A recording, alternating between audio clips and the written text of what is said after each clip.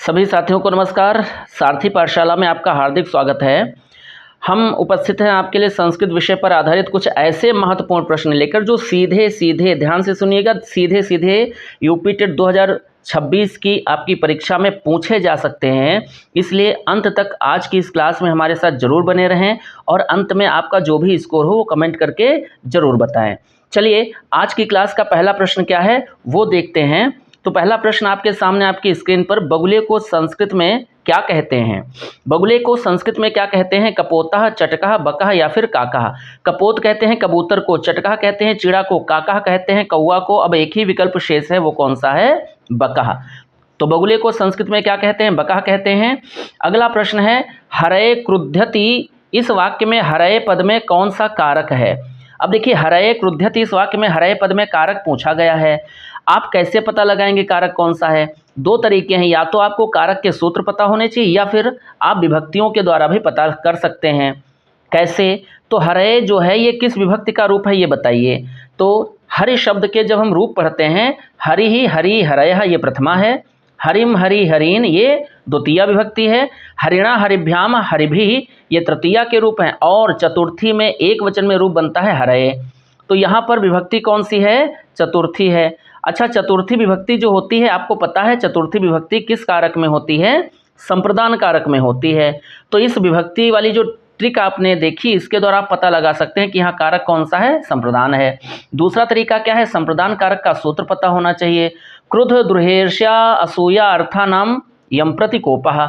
ये सूत्र कहता है कि क्रुद्ध, ईर्ष्या, असूया आदि अर्थ वाली जो क्रियाएं होती हैं उनमें जिनके प्रति यम प्रतिकोपः, जिसके प्रति कोप किया जाता है, क्रोध किया जाता है, उसमें संप्रदान कारक होता है। तो यहाँ पर क्रोध किसके प्रति किया जा रहा है? हरि के प्रति, इसलिए हरि में संप्रदान कारक है। ए विकल्प सही उत्तर है। अगला प्रश्न है, अस्मद शब्द का षष्ठी बहुवचन का रूप है। अस्मद शब्द षष्ठी विभक्ति बहुवचन। अस्मद उत्तम पुरुष के सर्वनाम को कहते हैं, और अस्मद का सर्वनाम क्या होता है? हिंदी में अगर हम देखें तो मैं मतलब अहम, है ना।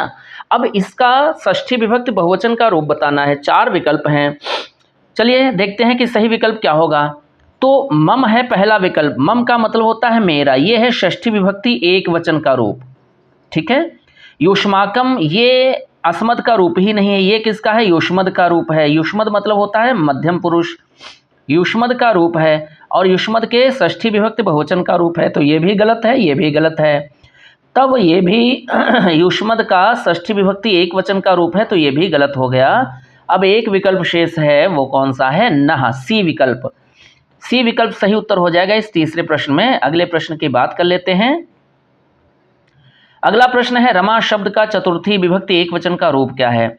तो रमा शब्द आकारांत स्त्रीलिंग, खूब रूप पूछे गए हैं रमा के।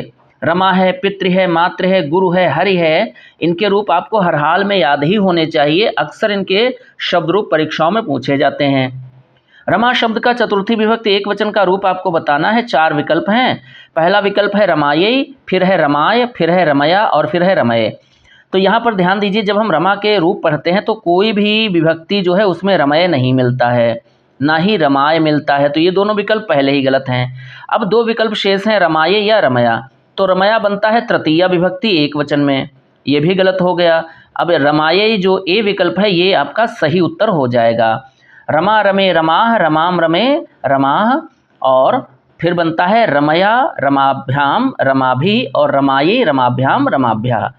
ए विकल्प सही उत्तर के साथ अगले प्रश्न को देखते हैं क्या कह रहा है। संस्कृतम किस परिवार की मुख्य भाषा है? जो विश्व के भाषा परिवार हैं उनसे ये प्रश्न पूछा गया है, और आपको बताना है कि जो हमारी संस्कृत भाषा है ये किस भाषा परिवार की भाषा है, किस भाषा परिवार के अंतर्गत आती है। तो जो विश्व के भाषा परिवार हैं उनकी संख्या 13 है डॉक्टर भोलानाथ तिवारी के अनुसार, और उन 13 भाषा परिवारों में 4 भाषा परिवार यहाँ पर दिए जा रहे हैं। इनमें से संस्कृत किस भाषा परिवार के अंतर्गत आएगी? द्राविड़ भाषा परिवार, चीनी, काकेशी या काकेशियन भी इसको कहते हैं, भारत यूरोपीय भाषा परिवार, या इसी को हम आर्य भाषा परिवार अथवा भारोपी भाषा परिवार भी कहते हैं। तो चार विकल्पों में सही उत्तर क्या है ये आपको बताना है। चलिए ध्यान दीजिए, जो पहला विकल्प है ये सही उत्तर है, भारत यूरोपीय भाषा परिवार, या इसी को हम क्या कहते हैं? भारोपी भाषा परिवार या आर्य भाषा परिवार। इसके अंतर्गत संस्कृत भाषा आती है, तो ए विकल्प सही है। अच्छा, अगर पूछा जाए भारोपीय भाषा परिवार की किस शाखा के अंतर्गत ये संस्कृत आती है, तो ध्यान से सुनिएगा। भारोपीय भाषा परिवार की दो शाखाएं हैं, एक है केंतुम और दूसरी क्या है, दूसरी है सतम। केंतुम के अंतर्गत अंग्रेजी, लैटिन ये सब आती हैं, पुर्तगीज वगैरह, और जो सतम शाखा है इसके अंतर्गत कौन सी आती है, संस्कृत है, हिंदी है, ये सब सतम शाखा के अंतर्गत भाषाएं आती हैं। तो सही उत्तर हमें मिल चुका है, ए विकल्प सही उत्तर है। अगला प्रश्न है, प्रत्याहार विधायक सूत्र कौन सा है? कौन सा सूत्र प्रत्याहार का विधान करता है ये बताना है। तुल्यास्य प्रयत्नम सवर्णम, क्या ये सूत्र सही है? तो ये देखिए सवर्ण संज्ञा करने वाला सूत्र है, सवर्ण दिया हुआ है आगे सूत्र में, तो ये प्रत्याहार संज्ञा नहीं, प्रत्याहार का विधान नहीं करता, ये सवर्ण संज्ञा करता है। और ये कहता है कि जिन वर्णों का उच्चारण स्थान और प्रयत्न समान होता है वो वर्ण क्या होते हैं, सवर्ण होते हैं। माहेश्वर सूत्र, ये तो शिव के डमरू से निकली ध्वनियों का नाम है, तो ये भी विकल्प गलत है, ये पहले ही गलत हो गया। सुप तिगंतम पदम, ये सूत्र कहता है कि जो सुबंत और तिंगंत होते हैं, अर्थात जिनके अंत में सुप प्रत्यय लगे हों या तिंग प्रत्यय लगे हों, उन शब्दों की संज्ञा क्या होती है, पद होती है, तो ये पद संज्ञा करने वाला सूत्र है, ये भी गलत है। एक ही विकल्प शेष है, आदिरंतेन संहिता। आदिरंतेन संहिता कहता है कि आदि ही प्लस अंतेन प्लस सह प्लस इता, अर्थात जो माहेश्वर सूत्र है उनमें एक आदि वर्ण, एक अंतिम संज्ञक वर्ण, इनको लीजिए और इनकी सहायता से जो बनेगा वही क्या कहा जाएगा, प्रत्याहार कहा जाएगा। तो प्रत्याहार विधायक सूत्र क्या है, आदिरंतेन संहिता, सी विकल्प सही उत्तर है। और इस सही उत्तर के साथ अगले प्रश्न की ओर हम लोग बढ़ चलते हैं। अगला प्रश्न है, अलंकार संप्रदाय के प्रवर्तक आचार्य कौन हैं? जगन्नाथ, विश्वनाथ, क्षेमेंद्र या फिर भामा। तो अलंकार संप्रदाय का प्रवर्तन जिनके द्वारा हुआ है उनका नाम क्या है, आचार्य भामा, डी विकल्प सही उत्तर है। अगला प्रश्न, कौन सा पद दीर्घ संधि का उदाहरण नहीं है? 4 पद दिए जा रहे हैं और इन 4 पदों में कौन सा पद दीर्घ संधि का उदाहरण नहीं है ये बताना है। देखिए साधुक्तम क्या दीर्घ संधि का उदाहरण है? बिल्कुल है, साधु प्लस उक्तम दीर्घ संधि है। सत्य प्लस अर्थ सत्यार्थ, ये भी दीर्घ संधि है, ये दोनों दीर्घ संधि हैं। होत्रिकार, यहाँ एक री और होगी, दीर्घ री होता है। होत्र प्लस रिकार, री प्लस री समान वर्ण है, मिलकर दीर्घ होते हैं, ये भी दीर्घ संधि है। कौन सा उदाहरण नहीं है? तो डी विकल्प सही उत्तर हो जाएगा। दीर्घ संधि का उदाहरण कौन सा नहीं है, डी विकल्प सही उत्तर है। क्यों नहीं है? क्योंकि ये जो पित्रादेश लिखा है इसका संधि विच्छेद होता है पितृ प्लस, ये पितृ प्लस आदेश होता है। अब देखिए पितृ में क्या है, पितृ में री है और री के बाद असमान स्वर आ है, तो री का क्या हो जाता है, रा हो जाता है। और जहाँ पर री का रा हो जाता है वहाँ पर संधि कौन सी होती है, यण संधि। तो ये यण संधि का उदाहरण है, अतः डी विकल्प ही सही उत्तर हो जाएगा। अगला प्रश्न, और अगला प्रश्न कह रहा है संस्कृत वर्णमाला में मूल स्वरों की संख्या है। संस्कृत वर्णमाला में जो मूल स्वर हैं उनकी संख्या क्या है? 5 है, 4 है, 7 है या 11 है? तो देखिए जब हम कुल स्वर की बात करते हैं तो संस्कृत वर्णमाला में कुल स्वर कितने होते हैं, ध्यान रखिएगा, ये भी प्रश्न बार बार पूछा गया है। तो कुल स्वर कितने होते हैं? 9 होते हैं, लेकिन यहाँ कुल नहीं, यहाँ मूल स्वर पूछे गए हैं। तो मूल स्वर कितने होते हैं बोलिए? 5 होते हैं, अ ई उ री और ली, 5 मूल स्वर होते हैं, ए विकल्प सही उत्तर हो जाएगा। और ये पांचों मूल स्वर जो हैं ये किस प्रत्याहार में आते हैं? अक प्रत्याहार में। कौन कौन से 5 मूल स्वर होते हैं? तो ये होते हैं आ, ई, उ, री और ली। ठीक है, ये 5 मूल स्वर हैं जो अक प्रत्याहार में आते हैं, ए विकल्प सही उत्तर है। अगला प्रश्न, यरोनुनासिके नुनासिको व सूत्र का उदाहरण है। अब ये सूत्र क्या कहता है, यरोनुनासिके नुनासिको व, ये कहता है कि यदि पदांत में यर प्रत्याहार हो उसके बाद अनुनासिक वर्ण हो तो संधि होने पर यर के स्थान पर अनुनासिक हो जाता है, मतलब पदांत का वर्ण अपने ही वर्ग के पंचमाक्षर में बदल जाता है। अब यहाँ पर देखिए कौन सा विकल्प है जिसमें पदांत का वर्ण पंचमाक्षर में बदला है, अनुनासिक में बदला है? क्या महान लाभा है? ये नहीं है। ये किसका है? ये है लत्व संधि का। किसका है? ये लत्व संधि का उदाहरण है। और लत्व संधि का सूत्र क्या होता है? तोरली। और तोरली सूत्र कहता है कि पदांत में अगर तवर्ग हो उसके बाद ला हो तो तवर्ग ला में बदलता है। महान प्लस लाभा, महान में ना है, ना के बाद ला है, इसलिए ना ला में बदला है। विद्वान प्लस लिखत, यहाँ भी ना ला में बदल रहा है, ये भी तोरली का उदाहरण है, लत्व संधि का उदाहरण है। उत, उद प्लस लास, उल्लास ये भी लत संधि और तोरली सूत्र का उदाहरण है, ये सब गलत हैं। अब एक विकल्प शेष है, वो कौन सा है? वो है एतन मुरारे। सी विकल्प सही उत्तर है। एतद प्लस मुरारे, क्या इसका विग्रह क्या होता है? इसका विग्रह होता है एतद प्लस मुरारे। अब यहाँ देखिए पदांत में दा है, यर प्रत्याहार है और इसके बाद अनुनासिक वर्ण आया है, तो ये दा अपने ही वर्ग के पांचवें वर्ण नाम में बदल गया है, मतलब अनुनासिक में बदल गया है। तो सी विकल्प सही उत्तर है। अगले प्रश्न की ओर हम बढ़ चलते हैं। अगला प्रश्न हमारा कह रहा है नद्यः शब्द में विभक्ति और वचन क्या है? नद्यः, नदी शब्द का ये रूप है, इसमें विभक्ति और वचन बताना है। क्या ये प्रथमा बहुवचन है या षष्ठी बहुवचन है? प्रथमा एक वचन है या षष्ठी एक वचन है? तो चार विकल्प हैं। षष्ठी एक वचन में बनता है नद्याः, और प्रथमा एक वचन में बनता है नदी, षष्ठी बहुवचन में बनता है नदी नाम। तो ये सब गलत हैं। सही विकल्प क्या है? ए, प्रथमा बहुवचन। नदी, नद्यौ, नद्यः। जब हम नदी के रूप बनाते हैं तो नदी का एक वचन, प्रथमा एक वचन में रूप बनता है नदी, द्विवचन में नद्यौ और बहुवचन में क्या बनता है? नद्यः। ए विकल्प सही उत्तर है। अगला प्रश्न कह रहा है शरणावती हिंदी संख्या का बोधक है। शरणावती कौन सी संख्या का बोध कराता है, ये बताना है। 67, 66, 96 या फिर 36। शरणावती में दो पद हैं, षट और नवति। षट माने 6, नवत माने 90। तो हम कह सकते हैं कि शरणावती जो शब्द है ये हिंदी संख्या का किसका बोध कराता है? 96 का। सी विकल्प सही उत्तर है। अगला प्रश्न भवत क्रियापद में प्रयुक्त लकार पुरुष और वचन है। भवत क्रियापद जो है इसमें आपको लकार बताना है, पुरुष बताना है और वचन बताना है। तीन चीजें पूछी गई हैं। तो भवत में कौन सा लकार, कौन सा पुरुष, कौन सा वचन है? लोट लकार प्रथम पुरुष बहुवचन है क्या, या लोट लकार प्रथम पुरुष एक वचन है? लट लकार प्रथम पुरुष एक वचन है या लोट लकार मध्यम पुरुष बहुवचन है? तो देखिए लट लकार प्रथम पुरुष तो होगा नहीं। इसके रूप चलते हैं भवति, भवता, भवंती, भवसि, भवथः, भवथ, भवाम, भवावः, भवामः। जबकि यहाँ क्या दिया है? भवत। तो ये तो पहले ही गलत हो गया।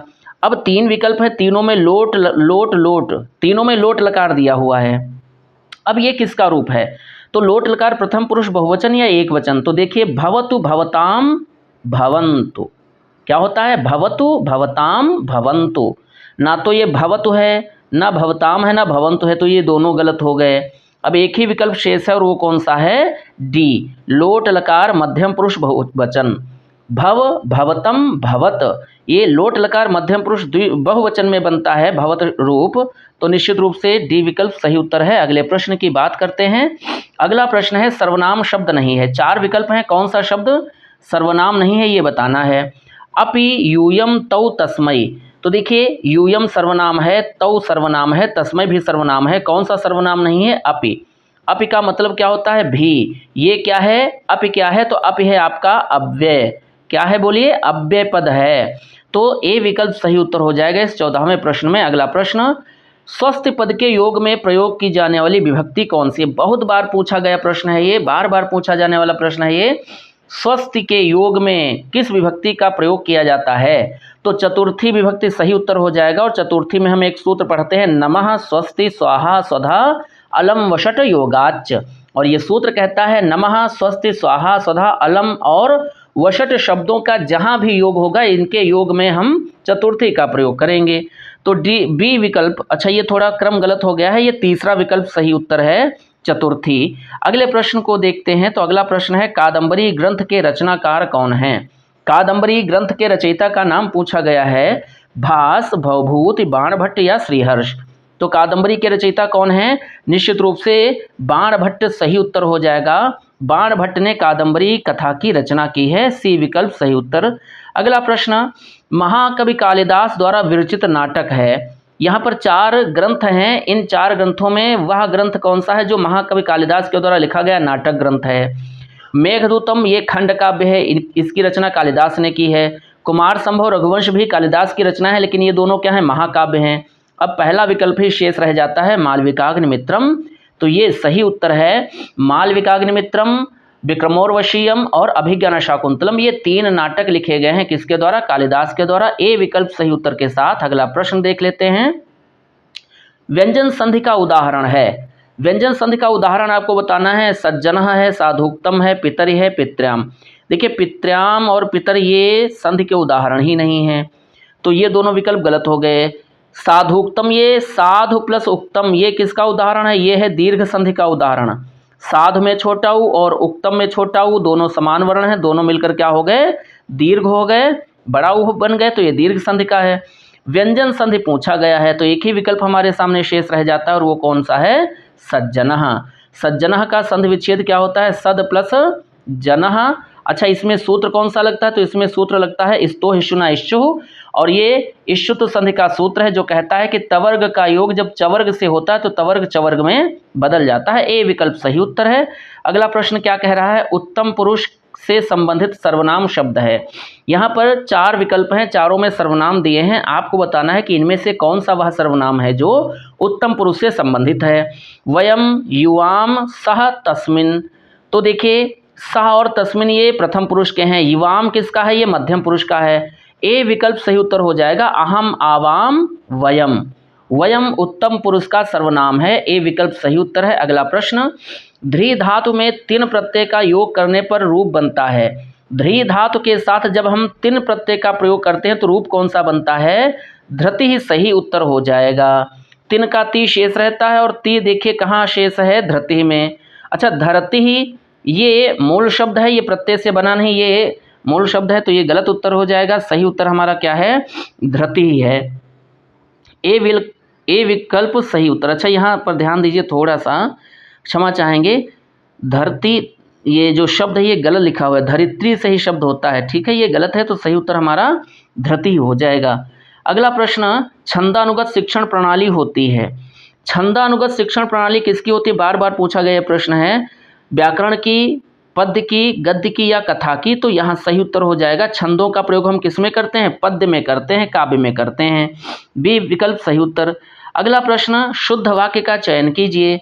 4 वाक्य दिए हैं, इनमें से शुद्ध वाक्य कौन सा ये बताना है। इसका मतलब 3 वाक्य गलत दिए हैं।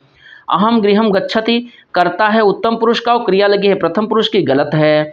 त्वम गृहम गच्छति कर्ता मध्यम पुरुष का, क्रिया प्रथम पुरुष की, ये भी गलत है। सह गृहम गच्छसि कर्ता प्रथम पुरुष का और क्रिया है मध्यम पुरुष की, ये भी गलत। त्वम गृहम गच्छसि ये बिल्कुल सही उत्तर है। त्वम कर्ता है किसका? ये मध्यम पुरुष एक वचन का है, तो क्रिया भी मध्यम पुरुष एक वचन की प्रयुक्त हुई है। अतः हम कह सकते हैं यहाँ पर सही उत्तर क्या हो जाएगा? डी विकल्प सही उत्तर हो जाएगा। तो डी विकल्प सही उत्तर के साथ बढ़ चलते हैं अगले प्रश्न की ओर। अगला प्रश्न है, वनेप पदे कह संधि। वनेप इस पद में कौन सी संधि है? पर रूप है, अयाद है, पूर्व रूप है या यण है? वनेप का संधि विच्छेद क्या होता है? वने प्लस अपि। और यहाँ पर देखिए पदांत में क्या है? पदांत में ए है, उसके बाद आ है। एक सूत्र होता है एंगः पदांतादत जो कहता है कि अगर पदांत में एंग प्रत्याहार के वर्ण ए तथा ओ हो, उसके बाद अगर अत आता है मतलब ह्रस्व आकार आता है, तो ह्रस्व आकार जो है ये पूर्व रूप आदेश हो जाता है और आकार के स्थान पर अवग्रह का प्रयोग किया जाता है। तो ये निश्चित रूप से संधि कौन सी है? पूर्व रूप संधि है, सी विकल्प सही उत्तर है। सूत्र कौन सा लग रहा है? एंगः पदांतादत। ये संधि कौन सी है? पूर्व रूप संधि है, किसमें है? वनेप में। सही उत्तर मिल चुका है। अगला प्रश्न क्या है? नीति मार्गम केन परिलंघयन्ति। नीति के मार्ग का कौन उल्लंघन नहीं करता है? कुलीनाः, सेवकाः, जनाः या बालकाः। तो यहाँ पर सही उत्तर आपका क्या हो जाएगा? कुलीनाः। कुलीन लोग जो होते हैं, जो कुलीन होते हैं, जो विद्वान होते हैं, जो सज्जन होते हैं, वो नीति के मार्ग का कभी उल्लंघन नहीं करते, अर्थात नीति के मार्ग पर ही चलते हैं। ए विकल्प सही उत्तर है। अगला प्रश्न, तत्रयु में संधि कौन सी है? तो तत्रयु में आपको संधि बतानी है। तत्रयु में संधि कौन सी हो जाएगी? वृद्धि, गुण, दीर्घ या फिर पूर्व रूप।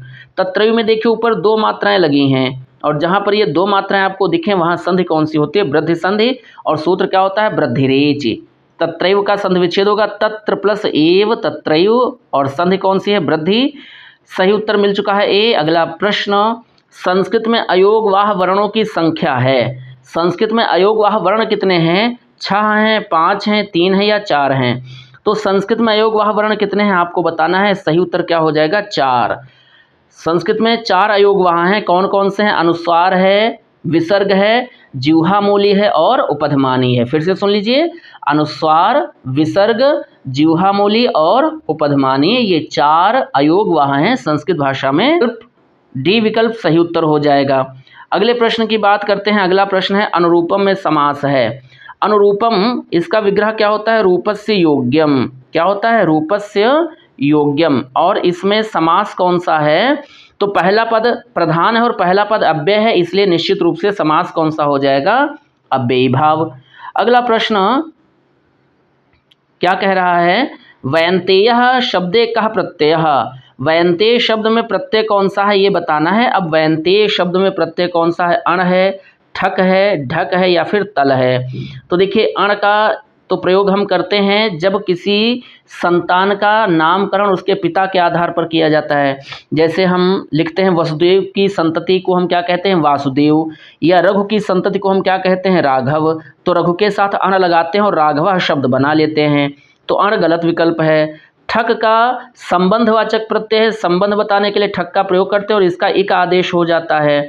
जैसे समाज के साथ संबंध बताना है तो समाज के साथ ठक लगाएंगे तो क्या बनाएंगे? सामाजिकः। तो ये विकल्प भी गलत है। अब तल प्रत्यय का प्रयोग कहाँ करते हैं? ये भाववाचक प्रत्यय है और इसका ता हो जाता है। जैसे हमने मम के साथ लगाया या देव के साथ लगाया तल, तो शब्द क्या बनता है? देवता। अच्छा, तल प्रत्यांत जो शब्द होते हैं सदैव स्त्रीलिंग होते हैं। संस्कृत में देवता शब्द का लिंग पूछा गया है और देवता शब्द किस लिंग का है? ध्यान रखिएगा, स्त्रीलिंग है संस्कृत में। तो तल प्रत्यय भी गलत है। एक ही विकल्प शेष है, कौन सा? ढक। ढक प्रत्यय अपत्यवाचक प्रत्यय है, संतान विषयक प्रत्यय है और जब किसी माता के नाम पर उसकी संतान का नामकरण होता है तो ढक प्रत्यय का प्रयोग करते हैं। जैसे विनीता माता का नाम है और विनीता के साथ ढक लगाया तो उनके पुत्र का नाम क्या पड़ा? वयंते। अच्छा, वयंते जो है ये किसका पर्याय है? तो वयंते पर्याय है किसका? गरुण का है। किसका है बोलिए? गरुण का पर्याय है। तो विनीता के साथ ढक प्रत्यय लगा करके शब्द बनता है कौन सा? वयंते। सी विकल्प सही उत्तर है। अगला प्रश्न, श्रीमान पदे कः प्रत्यय अस्ति। श्रीमान पद में कौन सा प्रत्यय है बताइए? तो श्रीमान में मतुप है, तल है, ठक है या ढई है। चार विकल्प हैं। बहुत सरल सा उदाहरण है, बहुत सरल सा इसका उत्तर भी है। श्रीमान पदे कः प्रत्यय अस्ति। श्रीमान पद में कौन सा प्रत्यय है? निश्चित रूप से ए विकल्प सही उत्तर है। मतुप प्रत्यय है श्रीमान पद में। मतुप का मान शेष रहता है और मतुप प्रत्यय का प्रयोग करके श्री शब्द के साथ हम शब्द कौन सा बनाते हैं? श्रीमान। और श्रीमान पुल्लिंग है, स्त्रीलिंग में बनता है श्रीमती और नपुंसक में बनता है श्रीमत। चलिए, ए विकल्प सही है उत्तर इसका। और अगला प्रश्न क्या है वो देख लेते हैं। शिष्वंग और स्मृत्यादेश किस सूत्र के उदाहरण हैं? यहाँ पर बताइए, ये दोनों उदाहरण किस सूत्र के हैं? शिष्वंग, चलिए पहले तो हम देखते हैं शिष्वंग जो है इसका संधि विच्छेद क्या है। तो शिष्वंग का संधि विच्छेद होता है, क्या होता है? शिशु। क्या हो जाएगा? शिशु प्लस अंग। अब यहाँ पर देखिए, शिशु में क्या है? ऊ है और ऊ के बाद असमान स्वर क्या है? आ है। और जब ऊ के बाद असमान स्वर आ होता है तो ऊ का क्या हो जाता है? वाह हो जाता है। और ये नियम हमने किस सूत्र में पढ़ा है? इको यणच में। तो निश्चित रूप से इको यणचि सूत्र सही सूत्र हो जाएगा। अच्छा, स्मृत्यादेश इसका संधि विच्छेद क्या होगा? तो इसका संधि विच्छेद होगा स्मृति प्लस आदेश। क्या हो जाएगा? स्मृति प्लस आदेश। और ये जो विकल्प है ये डी वाला विकल्प सही उत्तर है। क्यों? क्योंकि स्मृति में ई है और ई के बाद आ है, इसलिए ई का या हो गया है। तो निश्चित रूप से हम कह सकते हैं शिष्वंग और स्मृत्यादेश किस सूत्र के उदाहरण हैं? इको यणच के। ठीक है, तो डी विकल्प सही उत्तर है। और इस सही उत्तर के साथ ही ये श्रृंखला आज की यहीं पर विराम लेती है। आज की श्रृंखला कैसी लगी कमेंट करके बताइए। और हाँ, आपने अपना स्कोर अभी तक नहीं बताया है, तो क्या स्कोर रहा आपका? आपके कितने प्रश्न सही हुए? कितने प्रश्नों का आपने सही उत्तर दिया? स्कोर अपना ज़रूर बताइए कमेंट करके। हम मिलेंगे अगली क्लास में ऐसे ही महत्वपूर्ण प्रश्नों के साथ। तब तक आप इस क्लास को और इससे संबंधित और कई सारी श्रृंखला पड़ी हुई हैं इस चैनल पर, प्लेलिस्ट में जाकर आप देख सकते हैं। उनको देखते रहिए, पढ़ते रहिए, मस्त रहिए, व्यस्त रहिए, स्वस्थ भी रहिए। और पुनः मिलेंगे, तब तक आप सभी का बहुत बहुत धन्यवाद। नमस्कार।